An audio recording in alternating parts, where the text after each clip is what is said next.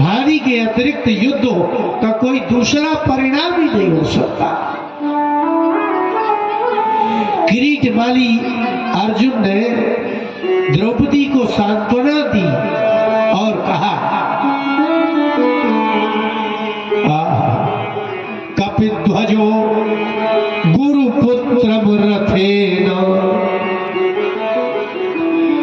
अर्जुन के रथ में कपि बना हनुमान जी। महाभारत का आप जब भीष्म पर्व में युद्ध होता है उसमें पढ़ेंगे तो दुर्योधन के, द्रोणाचार्य के, अश्वत्थामा के सभी की ध्वजाओं का चिन्ह लिखा है। ये पहचान है उसकी। अर्जुन कपिध्वज है। उन्होंने श्री कृष्ण से कहा, वासुदेव रथ लाओ। वासुदेव रथ ले आए। जिसको आप भगवान जानने वाले हैं वो ऐसे बात मान रहे हैं जैसे आपका पुत्र पत्नी सेवक बात मानते हैं। रथ में बैठ गए। श्री कृष्ण से कहा कि उस रोल और ले चलो कि जहां गुरुपुत्र है। श्री कृष्ण रथ हाँकते हुए अश्वत्थामा की ओर पहुंचे। अश्वत्थामा को तो ज्ञात हो गया अब तो बचने के कोई उपाय नहीं है, तो उनका जो अंतिम अस्त्र है वो छोड़ दिया। अब पता चलेगा आपको कि श्री कृष्ण कौन है। और आग उगलता हुआ वो चला। अब अर्जुन को लगा कि अब मर जाएंगे, इसलिए कहते हैं कि जब मंत्र काम ना करे, औषधि काम ना करे, आपका जप तप भी काम ना करे, धन भी काम ना करे, इसके पश्चात जो काम करेगा उसी का नाम भगवान है। अर्जुन ने कहा कि कृष्ण कृष्ण महाबाहो भक्तानाम अभयंकरा। हे कृष्ण, हे महाबाहु, आप भक्तों को अभयंकर, भयंकर तो आप जानते ही हैं, तो जो भय पैदा करता हो उसको कहते हैं भयंकर, और जो अभय दान देता हो उसको कहते हैं अभयंकर। आप अपने भक्तों को निर्भय कर देते हैं, उनको कहीं कोई दुख, भय, उद्वेग, व्याकुलता कुछ होती ही नहीं।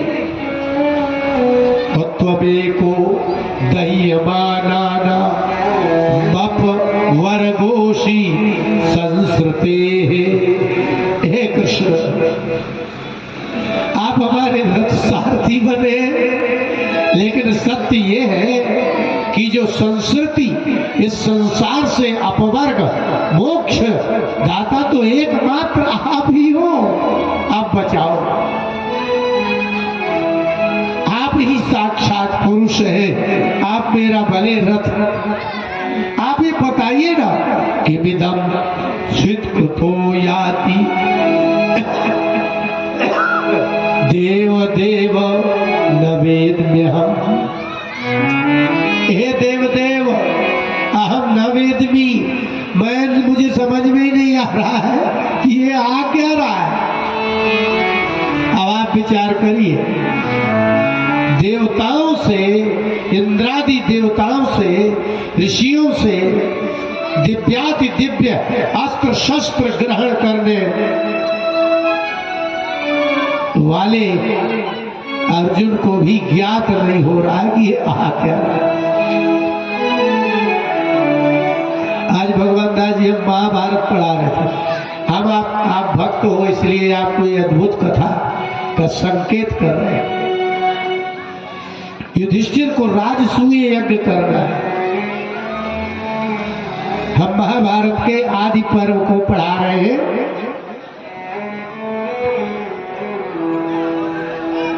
और वह 80वां अध्याय है। उसमें लिखा है कि क्षत्रिय को युद्ध करके जो धन लाए उससे यज्ञ करे। तो सब जगह चारों भाइयों को भेजा युधिष्ठिर ने, और सहदेव को दक्षिण दिशा की ओर राजाओं को जीतने के लिए भेजा। तो सहदेव ने घटोत्कच का स्मरण किया, भीम के पुत्र का। जब घटोत्कच आया तो घटोत्कच से कहा कि जाओ लंका में रहने वाले विभीषण से कहना कि महाराज युधिष्ठिर की दास्ता स्वीकार करो या मित्रता स्वीकार करो और धन दो। आप बताइए, विभीषण उस समय थे। क्या गजब अद्भुत बात है ना। तो घटोत्कच विभीषण के पास गए, दूत से कहा, विभीषण ने कहा कि आप कौन हो? तो घटोत्कच ने परिचय दिया कि धर्मराज युधिष्ठिर राजसूय यज्ञ करना चाहते, उनके लघु भ्राता सहदेव है, उन्होंने आपके पास मुझे भेजा है कि आप कर दो टैक्स। विभीषण ने कहा, अरे हम क्यों दें? हम क्यों दें भाई? हम तो समुद्र के इस पार है ना। तो सहदेव ने कहा है, घटोत्कच ने कहा कि सहदेव ने कहा कि पृथ्वी का अंतिम कोना तक जहां तक होगा वो राज्य हमारा है। वो राजा को हमारी या तो दास्ता स्वीकार करे या युद्ध करे, फिर पराजित हो, और नहीं तो राजी राजी दे। विभीषण ने कहा वो कैसे राजा है? तो सहदेव के भेजे हुए दूत घटोत्कच ने कहा कि महाराज युधिष्ठिर धर्मो विग्रहवानिव, वो राजा नहीं है, वो हिंसक नहीं है, वो साक्षात धर्म का विग्रह है। जैसे मिट्टी से बनी हुई मूर्ति पूरी मिट्टी की ही होती है, ऐसे महाराज युधिष्ठिर धर्मात्मा है, वो युद्ध नहीं चाहते। और आप भी धर्मात्मा हो। तब विभीषण ने ऐसी वस्तुएं दी जो इस मृत्यु लोक में होती ही नहीं है। सहदेव महाराज युधिष्ठिर के समय में, और इससे भी बड़ी बात, विभीषण ने 88,000 राक्षस सहदेव के पास सामान भेजने के लिए भेजे, और समुद्र पार करके वो सामान लेकर के आए। तो उन राक्षसों को विशालकाय देख करके इनकी सेना भागने लगी। बोले भैया ये कौन है? तब घटोत्कच ने कहा कि महाराज ये विभीषण के अनुचर हैं, ये वस्तुएं भेजने के लिए है। और इससे भी बड़ी बात, उनने गाय भेजी, अजा बकरी भेजी, अभी भेड़ भेजा, और भैंस भी विभीषण ने भेजी। जब आप ग्रंथ पढ़ते हैं ना, तब पता चलता है कि वास्तविकता क्या है। और बड़ा आदर पूर्वक भेजा। इसलिए युधिष्ठिर के समय में विभीषण ने भी, और या अर्जुन का कपिध्वज हनुमान जी ने भी सहयोग किया।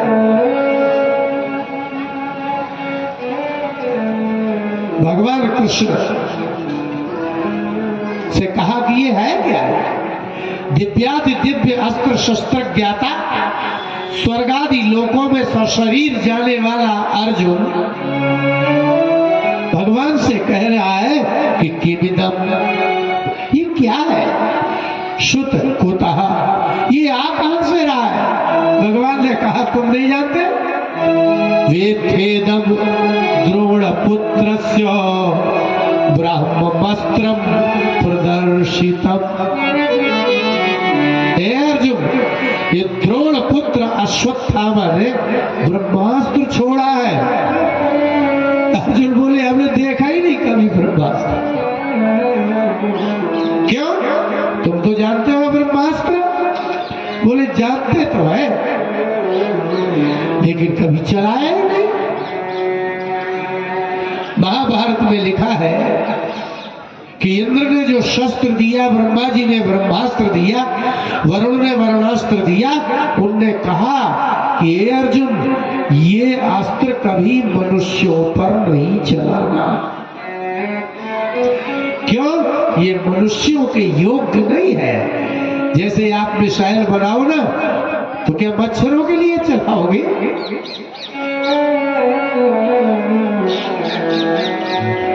इसलिए कहा था अर्जुन को कि ये अस्त्र किसी मनुष्य पर मत चला देना, नहीं तो एक भी मनुष्य नहीं बचेगा। आप अपने मच्छरों के लिए चलाइए ना मिसाइल, फिर आदमी बचेगा क्या? काटते हैं जिसको, वो आदमी तक नहीं बचेगा। मैंने कभी ब्रह्मास्त्र नहीं चलाया। बोले बस ये द्रोण पुत्र अश्वत्थामा ने ब्रह्मास्त्र छोड़ा है, लेकिन नहीं वासो वेद संहार, लेकिन ये अधूरा ज्ञाता है। इसको छोड़ना आता है लेकिन रोकना नहीं आता। यही दशा आपके वैज्ञानिकों की है, संहार नहीं जानते तो विनाश निश्चित है। आपके वैज्ञानिक किसी मिसाइल को छोड़ दे तो मध्य से रोक नहीं सकते। अब ये छोड़ तो चुका है लेकिन संहार नहीं जानता, तो इसने क्यों छोड़ दिया? बोले प्राण बाधो उपस्थिति, मरते क्या ना करते। अश्वत्थामा को लगा कि अर्जुन प्राण न ले ले, इसलिए छोड़ दिया। जब प्राणों की बाधा उपस्थित होती है तो विवेक नहीं रहता, इसलिए छोड़ दिया। तो अर्जुन अब तुम एक काम करो, नाह्यन्यस्योत्तमं किंचिदस्त्रं प्रत्यवकर्षणं। प्रत्यवकर्षण प्रति माने होता है लौटाना। जैसे आप हमसे प्रश्न करो, फिर आप हमारे प्रश्न पर प्रश्न करो, इसको कहते हैं प्रत्युत्तर। तो अर्जुन तुम जानते हो ब्रह्मास्त्र, इसलिए तुम प्रत्यवकर्षण इसको भी खींचो, और अन्य कोई शस्त्र भी नहीं है। ब्रह्मास्त्र को खींचने का कोई शस्त्र नहीं है अर्जुन। ब्रजह्यस्त्र तेज उन्नत वस्त्रज्ञो ह्यस्त्र तेजसा।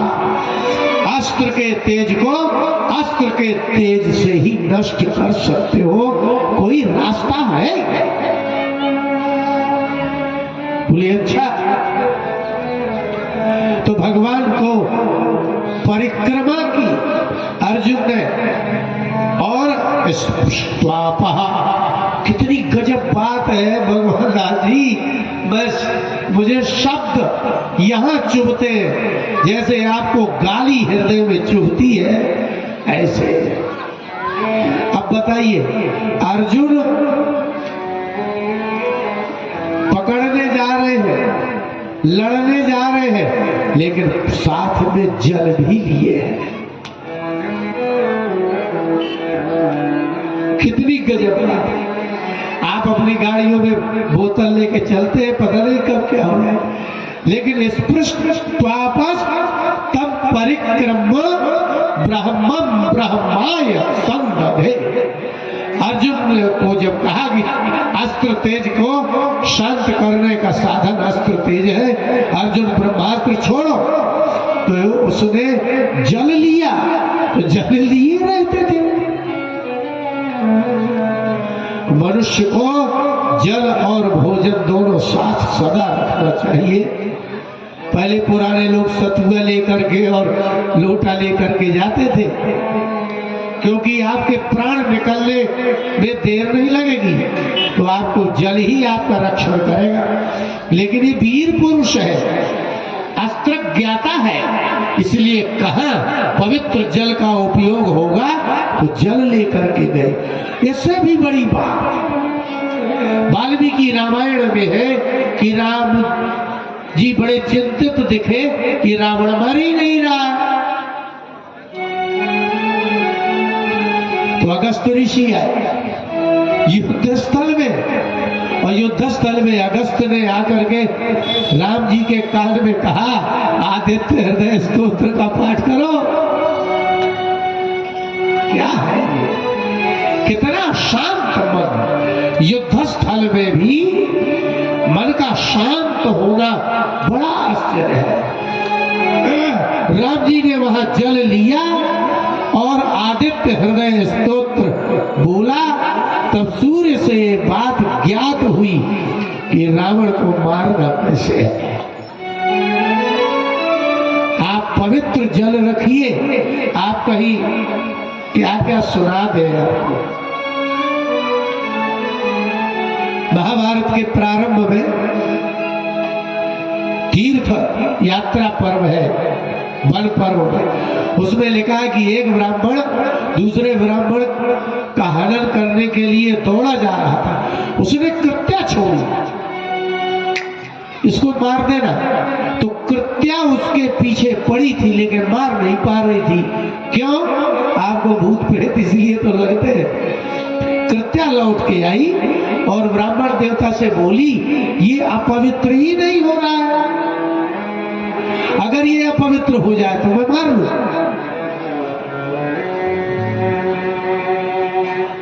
तो उसने कहा कि तुम साथ में रहो, जैसे ही अपवित्र हो तुरंत।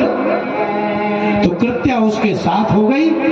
उसने देखा कि कोई दिख नहीं रहा है और वह उसने लघुशंका की। लघुशंका माने पेशाब करने को बैठा हो ब्राह्मण, और उठा और हाथ पैर नहीं धोए तब उसका कृत्या ने हनन कर दिया। इसलिए अगर आप पवित्र नहीं रहे, मलमूत्र करके हाथ पैर नहीं धोए, ठंडी के चक्कर में, आलस के चक्कर में, तो आपको ये जो बाहर घूम रहे भूत प्रेत है इनसे कौन बचाएगा। पवित्रता आपकी रक्षा करती है। इसलिए हमारे यहाँ कहते हैं कि पेशाब करो तो हाथ धो। मुसलमानों को तो ये कहा जाता है ना, इसलिए वो पानी ना लेकर के पत्थर लेते। भारत के मुसलमानों को ज्ञान नहीं है, अरब देश में पानी नहीं है, इसलिए उनको कहा जाता है कि आप पत्थर में अपनी पेशाब को सुखाओ। लेकिन भारत में तो बहुत पानी है, ये चाहे तो धो सकते हैं, लेकिन ये तो नकलची है, उनकी नकल कर रहे हैं। वो है परिस्थिति और ये है विधि। पानी है तो पानी से ही धोना चाहिए, पत्थर की जरूरत नहीं है। हमारे यहाँ भी ये विधान है कि यदि आपको मलमूत्र बहुत तेज लगा है, बहुत तेज पेशाब लगी है, आपने जनेऊ चढ़ा लिया है और पानी नहीं है, तो आप धूल में ऐसे अपने हाथ रगड़ लीजिए, लेकिन पेशाब वाले हाथ मत रखिए। हमारे यहाँ भी विधान है, लेकिन कब? जब पानी ना हो तब। इसलिए आपका पवित्र होने के लिए जल रखना ही चाहिए। स्पृष्टापा, अर्जुन ने जल निकाला, परिक्रमा की और ब्राह्मण ब्रह्माय संदधे, उन्होंने ब्रह्मास्त्र का संधान किया और छोड़ा, और दोनों को संहार किया। अर्जुन ने कभी छोड़ा ही नहीं था, देखा ही नहीं था मिसाइल कैसी होती है। भगवान यहां पता चला कि श्री कृष्ण भगवान है। अर्जुन का रथ चला रहे हैं, पता नहीं चला, अश्वत्थामा को बांध लिया। श्री कृष्ण गोविंद हरे मुरारे हे नाथ नारायण वासुदेव। अश्वत्थामा को बांधा, बांध करके द्रौपदी के समक्ष लाया।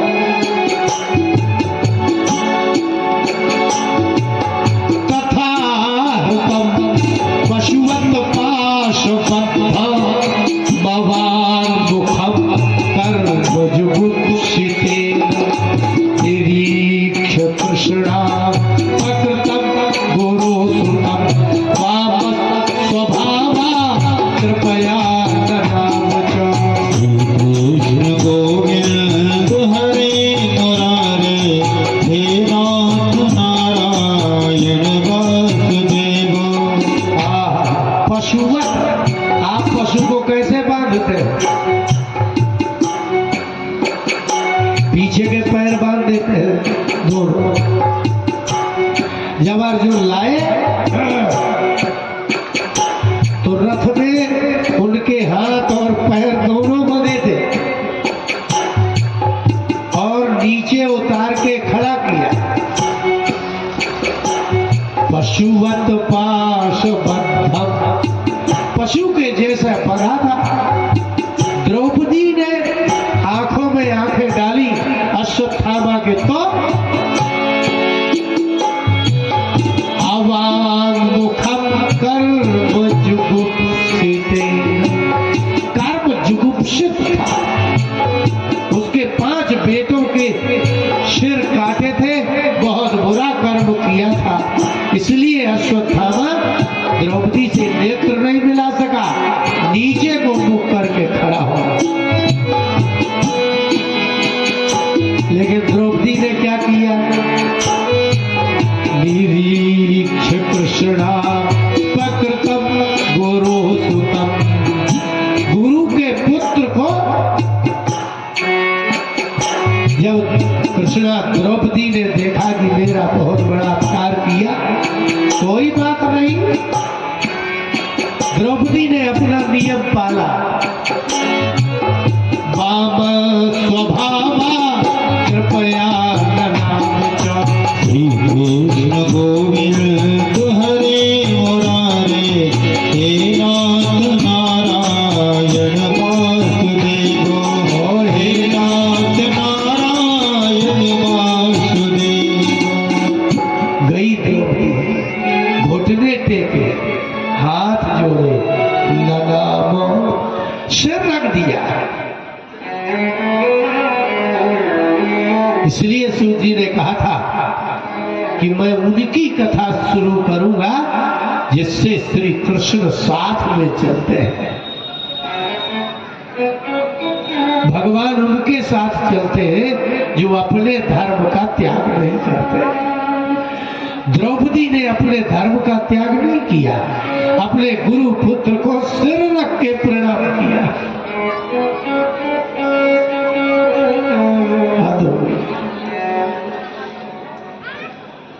और अर्जुन की ओर देख के कहा, मुच्यता मुच्यता वेश, इनको छोड़ दीजिए,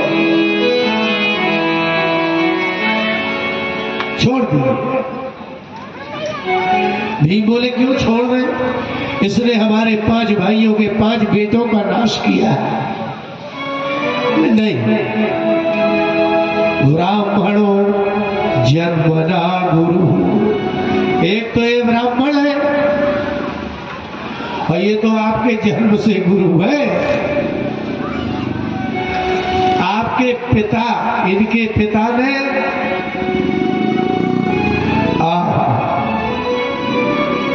सारहस्यम धनुर्वेद सविसर्गोपसंयम, जिसके पुत्र को आप मारना चाह रहे हैं उन्हीं के पिता से आपने धनुर्वेद सीखा। विसर्ग छोड़ना और उपसंयम ग्रहण करना सब सीखा, इसलिए छोड़ दीजिए। अस्त्रग्रामाश्च भवता शिक्षितो यदनुग्रह, जिस द्रोणाचार्य के अनुग्रह से आपने धनुर्वेद की शिक्षा ग्रहण की है उनका पुत्र है, छोड़ो। विद्या दान करने वाले गुरु का करोड़ों जन्मों तक भी कोई शिष्य ऋण नहीं चुका सकता। ये अपराध नहीं है।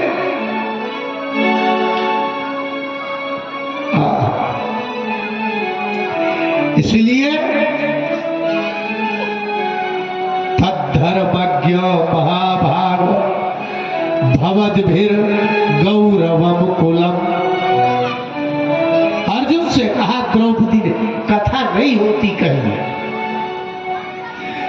के सहारे आपको कुछ बताना चाह रहे हैं। रामचरितमानस में कथा है ही नहीं। मैं तो कहता हूं ना कि लाओ ना, लाओ रामचरितमानस, कहां है उसमें कथा? थोड़ी सी बात चलती है और आगे ज्ञान की, भक्ति की, वैराग्य की, नीति की। ये कथा है, ज्ञान है। ऐसे ही भागवत में थोड़ा सा कुछ चर्चा होगी और शेष आपको सिखाने के लिए कुछ कहा जा रहा है। द्रौपदी ने कहा कि भगवान धर्मज्ञ, आप धर्म को जानते हैं और क्रोध के कारण अपने गुरुपुत्र को मार के धर्म कर रहे हैं। धर्मज्ञ, यदि कोई धर्म नहीं जानता वो अधर्म कर दे तो ठीक है, आप तो धर्म जानते हैं, फिर कैसे गलत कर सकते हैं?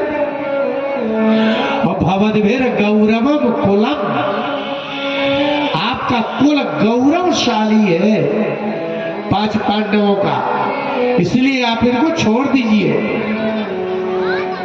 और प्रजिनम नारहति प्राप्तुम पूज्यम वंद्यमभीक्षणसा, ब्राह्मण एक ही बार प्रणाम करने योग्य नहीं होता। अभीक्षणसा, जितनी बार मिले उतनी बार। संस्कृत में उसको कहते हैं अभीक्षण। पाणिनि जी का सूत्र है अभीक्षणे नमुल। अभीक्षण, अनेक बार वंद्यम, वो पूज्य है। जितनी बार मिले उतनी बार प्रणाम करने योग्य। ये थोड़ी है कि अब एक बार तो सवेरे कर लिया तब शाम को मिलेगा तो अब क्या करना, नहीं। ब्राह्मण जितनी बार मिले उतनी बार तुम्हारा वंद्य है, उतना बार तुम्हारे पूज्य है। जैसे माता पिता एक बार आपको जन्म दे दिया तो क्या वे जब शादी होगी तभी पैर छुएंगे, मतलब लड़का लड़की? अब हो ऐसा ही गया है कि जब आपके पुत्र का विवाह होगा तो बहू आएगी, तो बहू और पुत्र दोनों मिलके एक बार सास ससुर के पैर छुएंगे, बस। फिर जब कभी उत्सव होगा तब नहीं। जो पूज्य होता है वो हजारों लाखों बार पूज्य होता है और सदा पूज्य होता है। इसलिए माता पिता जब आपके यहाँ पूजा हो, कथा हो, शादी हो तभी पैर छुएंगे। मतलब पति के एक ही बार पैर छूना है, एक ही बार छुए जाते हैं। जब रात्रि में प्रथम बार पत्नी अपने पति से मिलती है, पति आया और पति के पत्नी प्रणाम करती है, बस। फिर जिंदगी भर नहीं छूती। वो तो जब कभी पूजा वूजा हो, पंडित ही कहे कि हम गोरखपुर में कथा गए तो पूजा जाते हैं, तो मैंने सोचा वो क्या कह रहे पंडित, कह रहे पतियों का पूजन करिए। अब मेरे मन में आया कि पति का क्या मंत्र बोलेंगे ये पंडित? भाई गुरु का, ब्राह्मण का, देवता का तो बोलते हैं।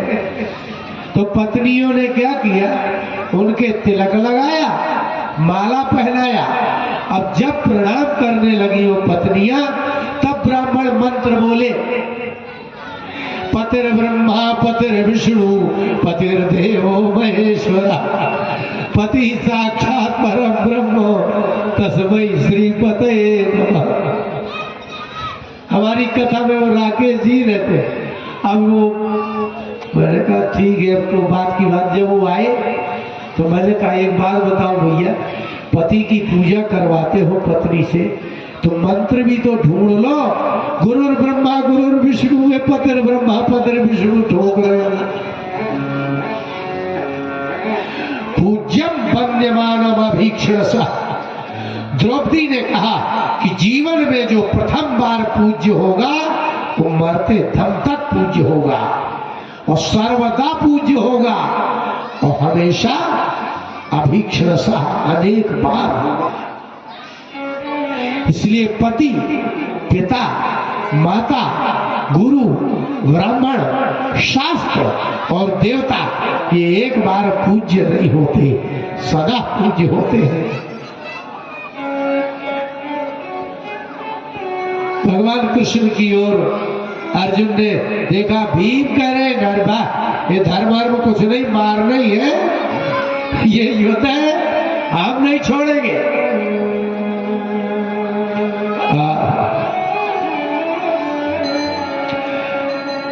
सब लोग एक स्वर से बोले मारना ही है।